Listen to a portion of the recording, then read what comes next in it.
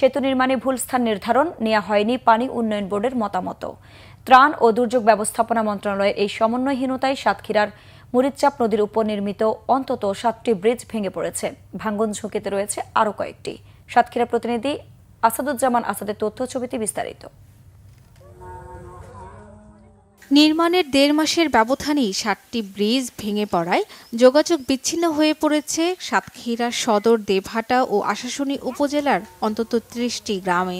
জেলা সদরে আসতে 4 থেকে 10 কিলোমিটারের পরিবর্তে তাদের পাড়ি দিতে হচ্ছে 20 কিলোমিটারেরও বেশি। এতে দুর্ভোগে পড়েছে স্থানীয়রা।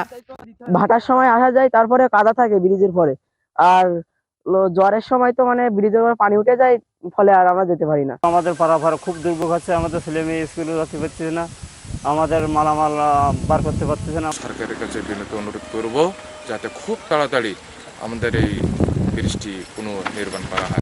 2021-22 ও 2022-23 অর্থ বছরে পানি উন্নয়ন বোর্ড পুনর্খনন করলে মরিচ্চাপ নদী ফিরে পায় পুরনো রূপ, কিন্তু নদীর প্রস্থ বেড়ে জোয়ারের পানির চাপ বাড়ে। এতে মাটি সরে গিয়ে ব্রিজগুলো ভেঙে পড়ে।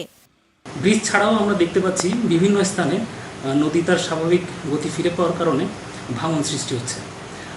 এই সমস্যা থেকে উত্তরণের জন্য আমরা বিভিন্ন দপ্তর সমন্বয়ের চেষ্টা করতেছি। আশা করতেছি আমরা সমন্বয় করে এই সমস্যা থেকে উত্তরণ লাভ করব। ধসে পড়া 7টি ব্রিজের মধ্যে 4টি এলইজির মাধ্যমে নির্মাণের জন্য এরই মধ্যে উপজেলা প্রশাসনের পক্ষ থেকে স্থানীয় সরকার মন্ত্রণালয়ে প্রস্তাব পাঠানো হয়েছে। আমাদের গুরুত্বপূর্ণ যে পয়েন্টটা এল্লারচর, সেই এল্লারচরের ব্রিজটা কিছু টিপেছে, সেখানে আমরা চেষ্টা করছি পল্লী দিয়ে আমরা ব্রেকের চেষ্টা করছি যাতে কোনোভাবে ব্রিজটা টিকে রাখা যায়। আর আমরা সবাই জানি যে আমাদের সাতক্ষীরাতে একটা বড় প্রজেক্ট হচ্ছে প্রায় 3000 কোটি টাকার। সেই প্রজেক্টের মধ্যে আমরা 7টি স্পট থেকে 3টি গুরুত্বপূর্ণ স্পটকে আমরা এলজিডির মাধ্যমে ব্রিজ করার প্রস্তাব দিয়েছি। অবিলম্বে ব্রিজগুলো পুনর্নির্মাণের দাবি স্থানীয়দের। Bangla vision news desk.